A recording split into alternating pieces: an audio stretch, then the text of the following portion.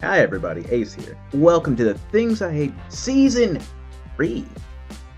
It's great to be back. It's been a minute. So I figured this time around we'd do something a little bit differently. With a little idea I had. This is the trophies I hate. I love hunting trophies in video games, so I figured why not talk about the ones that give me the most amount of trouble. So without further ado, let's begin part 1 of this lovely little mini-series. One of the first trophies I'd like to talk to you about is time-based trophies. Essentially, these are the type of trophies that are just like, hey, why don't you finish the game in 4 or so hours, like Resident Evil?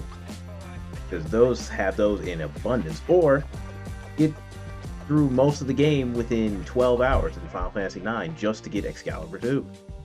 I was never a fan of these type of trophies to begin with. Now, sure, if you know the game well enough, you could do that and blitz through the game, but I've never liked that idea of trying to blitz through the game within a fraction of what the game's time is usually meant to be. Especially if it's a game I enjoy, because then it goes from, okay, instead of, just sitting down trophy hunting for an afternoon to enjoy some fun, it's like, alright, I need to plan every single route, every single skip I can think of just to get through this. And of course, there are some games that decide to count time even when you pause the game. So like, let's just say you're speed running through it and then you decide to, take a break to use the restroom or something. Depending on what the game is, that time could count against you as well. So even a break could be detrimental and you'd have to just be like, fine, the run's trash, guess it's back all the way to the beginning again. I'd rather just enjoy the time I got with a game, especially when it comes to trophy hunting and not just speeding along through it. Especially because it's easy to miss another trophy for something else that you weren't thinking about. The next type of trophy I'd like to talk to you about are the grinding. Essentially, trophies that essentially require the player to spend countless hours upon hours upon hours doing something so mundane or just tedious just to get a trophy. Best examples I can come up with off the top of my head. For example, let me go back to Final Fantasy IX again. Kill 10,000 enemies when most times you're probably only going to face maybe less than 1,000 just playing the game normally. That right there is a grind and a half. Or when I think about Persona 5, specifically P5 Strikers, where you had to not only grind to max level, but also had to grind all your abilities out, both of which took hours upon hours to do. And of course, there's a trophy in Dead Rising that requires you to kill 72,000 zombies. It's just the fact that trophies of this nature can end up costing you to spend thousands of hours having to get something done when you're thinking about it in the long term things, they could have easily made these type of trophies far less time consuming. And I get it, we're hunting trophies. It's not supposed to be easy, but I also shouldn't have to spend weeks upon weeks upon weeks, especially the grind for one trophy. Hell, most recent example I can give you, I just spent probably like the last 2 weeks of my time grinding to level 100 in Kingdom Hearts 1. And that was awful. And sure, yes, you could be like, you could just fight the ice time, but even then I was still bored out of my mind after a while. Because that was not fun. Fighting Sephiroth? Annoying, but at least that fight was more fun than doing this. The next type of trophy I'd like to talk to you about is RNG-based trophies. These are trophies that are essentially taking your skill out of the equation and putting you in luck's hands, and either you get the items you need for the trophy or you don't. This just hurts so much. Again, back to my own personal experience. Kingdom Hearts 1 Final Mix has a trophy where you need to collect all of Goofy and Donald's staffs and shields. Goofy has one shield that's a 0.2% drop rate. That is just insanity.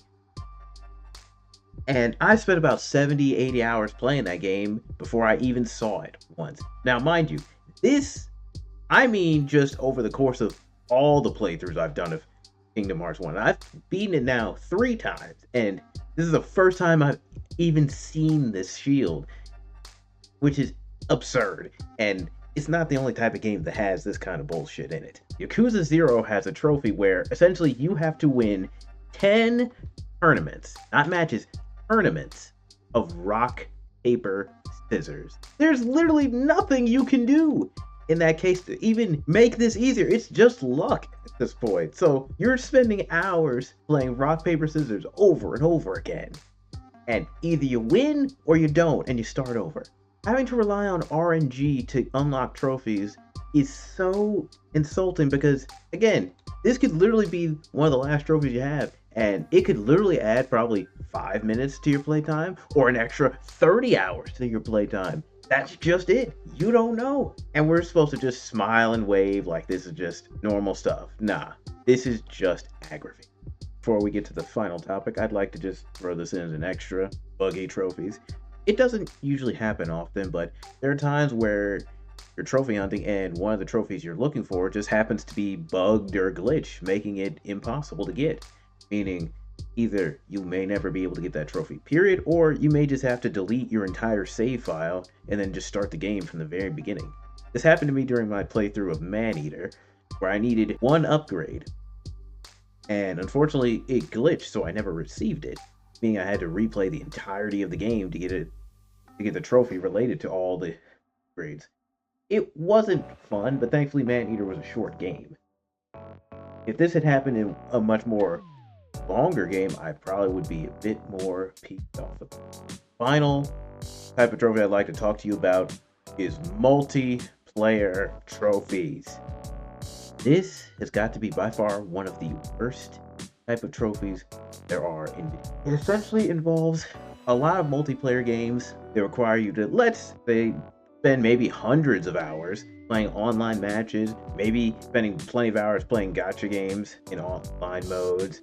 It could range even farther than that, doing dailies, weeklies, who knows. But one thing's for certain, having to rely on online activity for a trophy it's bullshit. Especially when you got to remember that eventually a lot of these games on online servers are going to go down. And when that happens, those platinum trophies are going to be gone, meaning there will be no legit way to get those platinums ever again if the online servers are gone.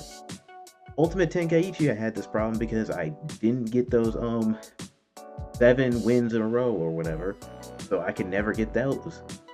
Little Big Planet 1 and 2, for example, I'll never be able to get those platinums because I never was able to get 1 million people to play any levels that I created.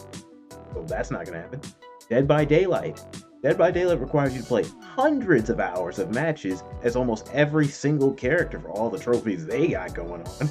And that right there is annoying enough. My worst memory from Rayman Legends. Essentially, that game would have required me to play almost a year's worth of dailies and weekly, and that turned into 2 years because my PlayStation got stolen, so I had to restart all the way from the very beginning. To top it all off, when it comes to multiplayer trophies, there may be trophies that require you have to rely on teammates just to get the trophy. Having to rely on other people to make sure you get a trophy at all is horrible because you never know what's going on in a random player's head. They could easily just decide to tank a match just because of lulz or just a troll. And when I think about the times that that's happened, it just makes me glad that I don't like hunting multiplayer game type of trophies at all. But it's sometimes not that easy because there are story-driven games that I enjoy that do have multiplayer trophies because they have multiplayer tacked on. I just sit and shake my head in shame because I know I have another long grind ahead of me. But hey, that's just me. So, what do you guys say? What are the type of trophies that you guys don't like hunting for? Let me know in the comments below. I'd love to hear what you guys have to say.